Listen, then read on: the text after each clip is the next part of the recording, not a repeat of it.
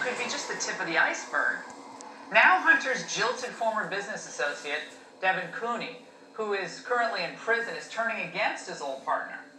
He's given investigative journalist Matthew Tiermond and Breitbart's editor Peter Schweizer authorization to access 26,000 emails Gmail account. Even more about the Biden family's vast operation of grift and influence peddling.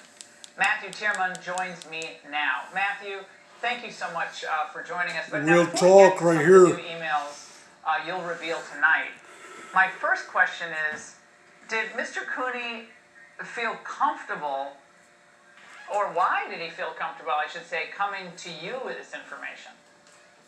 Well, it was a somewhat circuitous route. I had a contact, somebody I knew in Chicago who happened to be in the same facility as Devon, a federal work camp for white-collar infractions.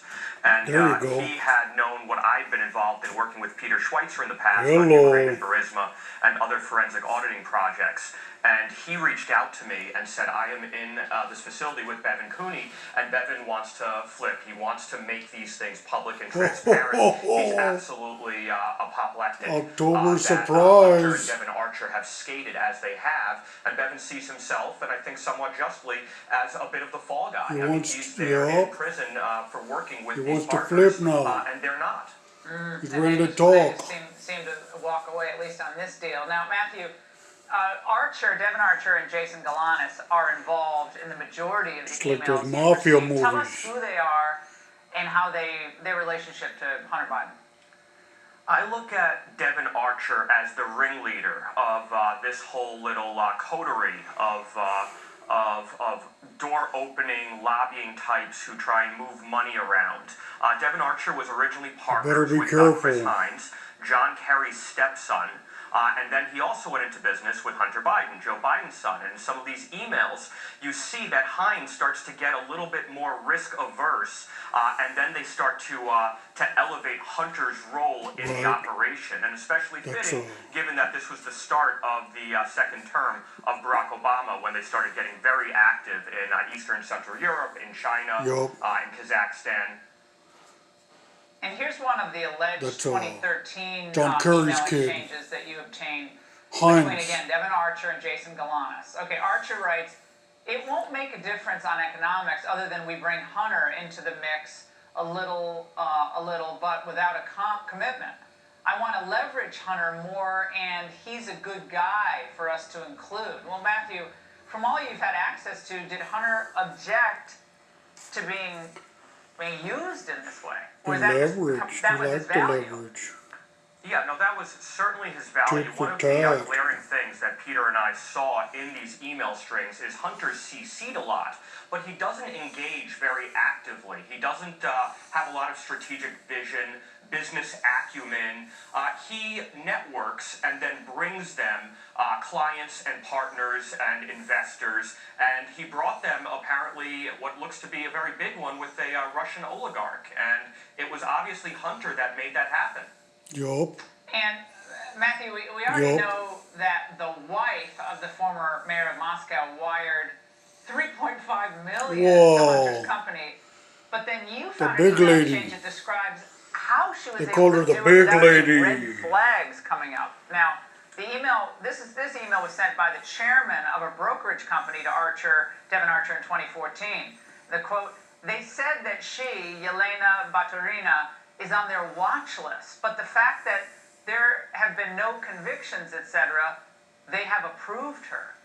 But then Jason Galanis made it clear that this approval was unethical at best. He writes, leave the back door open and we'll sneak right in. We weaseled a JP Morgan account for the women's USSR shot put. We weaseled a JPM account. What is this? And what's Hunter's connection?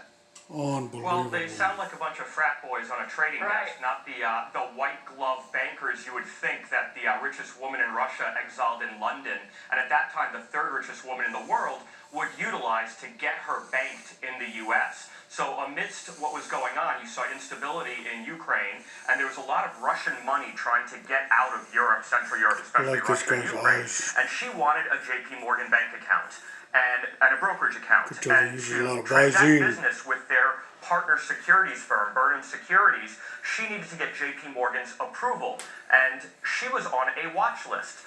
OFAC, the Office of Foreign Asset Control, run by the Treasury in conjunction with State Department, watches all of these crony oligarchs and potential criminals around the world. And her company, a construction company, she was the wife of the Moscow mayor, and she made her money in construction. And the State Department was well aware of her Russian mob ties. So she was on an associated entity watch list because her company had a huge stake owned by Putin's bank, Sberbank, is known as the Bank of Putin in the Kremlin. So it actually took them a few more weeks than they thought to get this JP Morgan account open. And they even talked about going to Morgan Stanley, the Bank of California. They eventually got it open, and for them that was a big coup. And there's a lot of email traffic about, partying and, look at how we snuck in the back door on this one. So they knew what they were doing. Unbelievable. Matthew, thank you. Come back when you have more of these emails or new information to share, please. And here to react to what we just heard, Texas Senator Ted Cruz. He's the author of the book, One Vote Away. Senator, I want to get to social media companies' efforts to hide this info from the American public, but first your thoughts on what we just learned there. Well, look, I think it is stunning. We saw last week 2 blockbuster reports from the New York Post. The first based on emails showing direct potential corruption between Joe Biden, and Hunter Biden is not the story here, it's Joe Biden that has potential corruptions with Ukraine, and he's repeatedly denied that he's ever met with Ukrainian oligarchs, and yet these emails suggest that he has. And then the next day, the New York Post broke a second story about what appears to be the potential for direct corruption between Joe Biden and Communist China, and in particular an offer from Communist China to pay Joe Biden personally millions of dollars. These emails refer to Joe Biden as, quote, the big guy.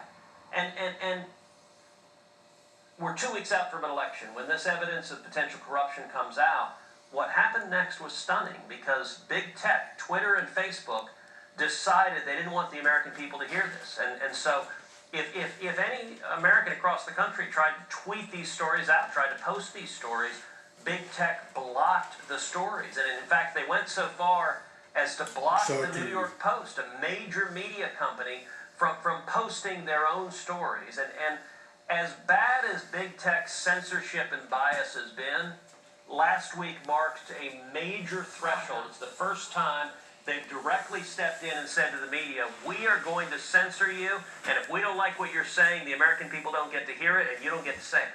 Well, when does it count as a campaign contribution to Biden? That's my question. The Senate Judiciary Committee, you're on it, of course. Senator Cruz is expected to vote to subpoena the CEOs. I really don't like that beard he's got. Yes. Are they going to testify this week, next week?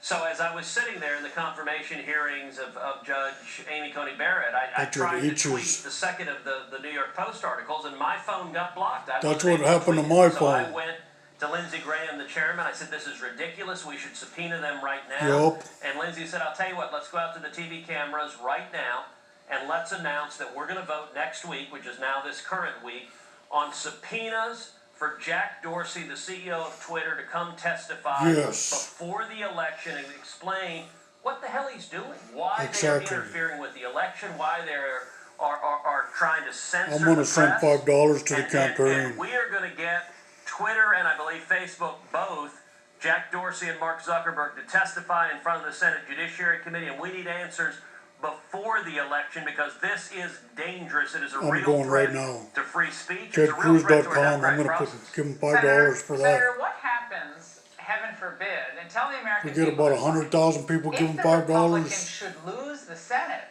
then there's no check on this type of censorship. There's zero accountability for Biden. The media will just run wild to protect him, and then social media will take away our voices. Like 1984. That is exactly right. The Democrats want social media exercise this kind of star chamber censorship power.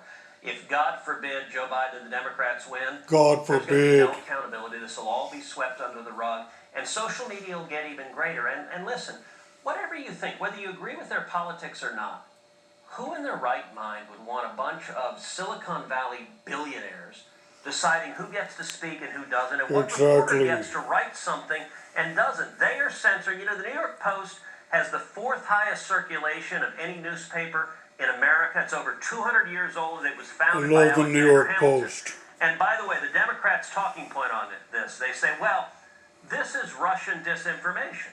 Brother. That's a bunch of If that's the BS. case, disprove it. You know, the Joe Biden campaign hasn't denied this is Hunter Biden's computer. They haven't denied these Nope. emails are real. They haven't Nope. denied Joe Biden has met with his oligarch. Nope. They haven't denied that Joe Biden was offered millions from communist Nope. China.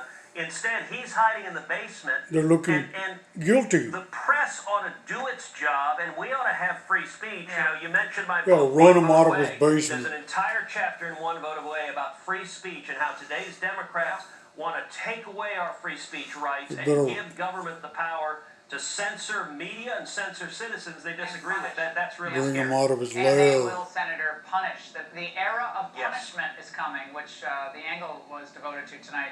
Senator, thank you for staying We're on gonna this. find We look out forward what kind to of that skeleton